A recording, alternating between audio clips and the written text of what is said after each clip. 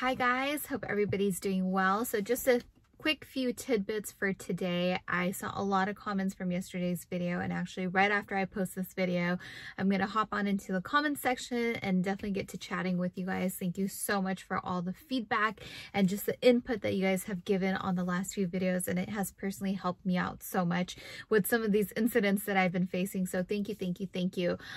First, let me start off real quick, and I probably sound like a broken record by now, but extensions has been such a huge saving grace for my business over the last couple months.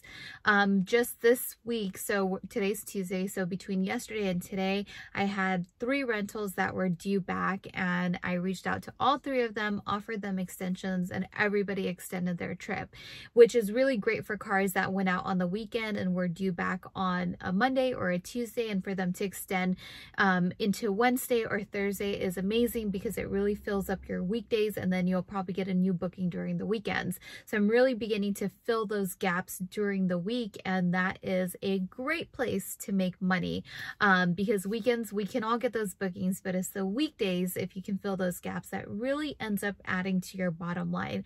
So please take the time out.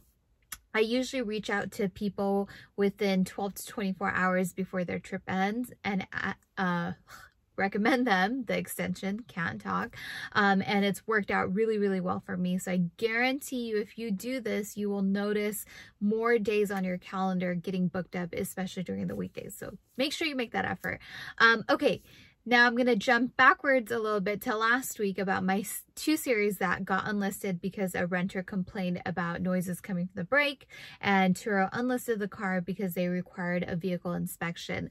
I'm with it in terms of safety. I think, of course, safety is always the first and foremost priority. And, you know, even for myself, if I have people getting into my car, I want them to be safe. So I like that they have a pretty strict safety protocol. I'm with that. I wish things were a little bit easier to do and get done and, you know, move in a timely fashion. But so I have to tell you guys what happened. The car did get relisted, and that's a big thanks to you guys and your recommendations on where to go to get that free brake inspection.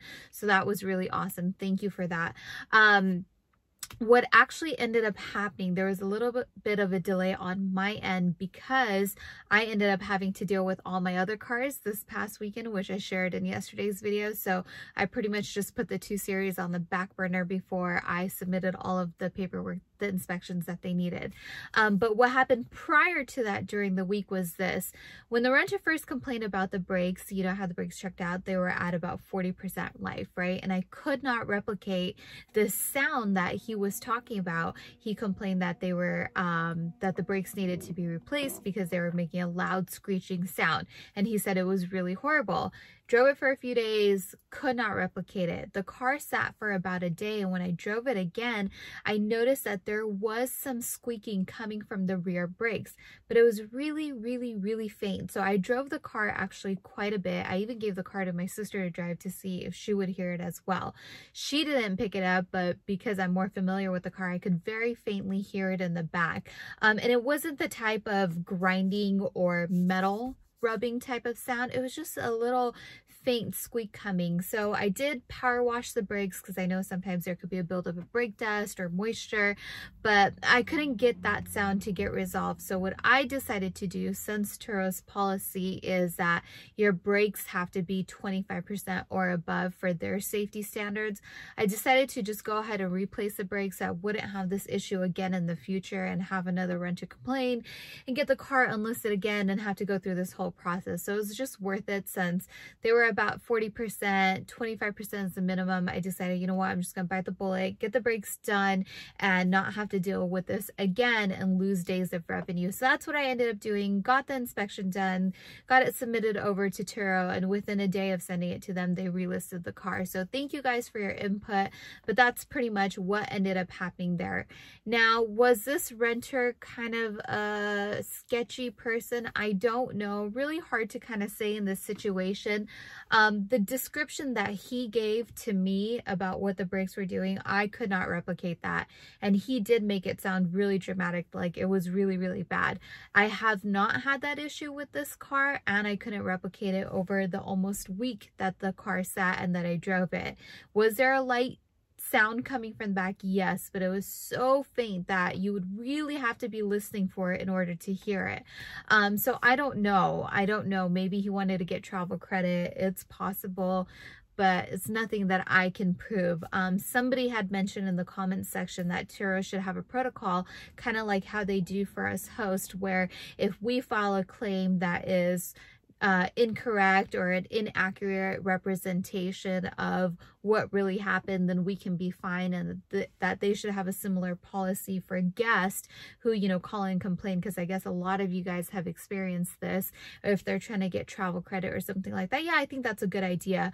I don't know if they really have a system set up to where they could do something like that, but yeah, I think, you know, if they have people calling in and trying to get travel credit and refunds for things that are not an accurate representation of what happened, and especially if as a host, when you provide that inspection report and it proves it, then for sure I think that there should be some sort of penalty on the guest end. Turo probably can't obviously charge them a fee, but if they did issue them any sort of refund or travel credit, then I think that should be revoked for sure. So that's kind of how that panned out. I'm glad that the car is relisted, and again, I owe you guys big time for kind of walking me through that, since that was really the first time that I've experienced that and had to kind of provide some type of proof like that and get an inspection done.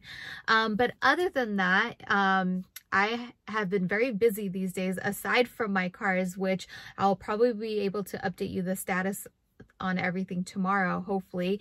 I've been super busy. My birthday is on Thursday, turning 30. Somewhat excited about that, but in the midst of everything that's been happening, my major focus has really been studying up on, you know, how to diversify. I've always had a pretty good investment strategy, I would say, but I've really been studying up on how to become better at investing, how to become better at saving, and how to sort of diversify my income and just move faster towards some of the things that I wanted to accomplish. Some of the books that I'm reading right now, for any of you that might be interested, is I'm reading Tony Robbins' Money Master the Game, which is kind of like a textbook. It's this thick, just under 700 pages, but I would highly recommend it because it's all things money from A to Z, and it's really how to build wealth and money for your future, and to make sure that it outlives you and that you don't outlive your money. If you are not very good at reading and you're looking for something shorter to read, he actually came out with a sort of condensed version of Money Master the Game called Unshakable. Super easy to read, and it's just a summarized version of Money Master the Game. So I would definitely recommend, if you don't want to read the longer book, read Unshakable, and then from there you might want to jump over and read Money Master the Game, because that's what I did. I'd read Unshakable first, and then now after all this happened, I was like, I really want to read Money Master the Game and really sort of study that and ingrain that into my brain. So that's kind of what I've been doing. Another book on my list is The Man Who Beat the Market. So I guess my theme has really been all things finance. So that's kind of what I've been setting up, and just trying to get all this done as quickly as I can so I can make some moves. And of course, in everything that I do, I will share with you guys my experience and what I diversify into. I also read some great reports today. I think it was through Robinhood, which Robinhood is the investing app that I use along with Vanguard. But Robinhood sent out an email, I want to say it was today, and they were talking about Uber and their earnings and things of that nature. But along with that, they were reporting on some stats from sort of the automotive industry and kind of people getting back into cars, and how people traveling by car is going to come back far faster than its airline partner, you know? So people aren't going to be flying as much, but people will definitely first and foremost go the automotive route and rent cars and be out on the road more than traveling by air. So good news for us that those trends are looking up. And again, I'm directly seeing it happen in my area. Business is almost back to normal. So that's been a great sign for me. And I hope that you guys are experiencing that as well. All right, guys. So on that note, I'm going to call it a day, and I will talk to you guys tomorrow and hopefully have some updates for you guys on some of my other cars and kind of what has happened and where I am in the process. All right, you guys, take care. Have an amazing evening, and I'll talk to you tomorrow. Bye, guys.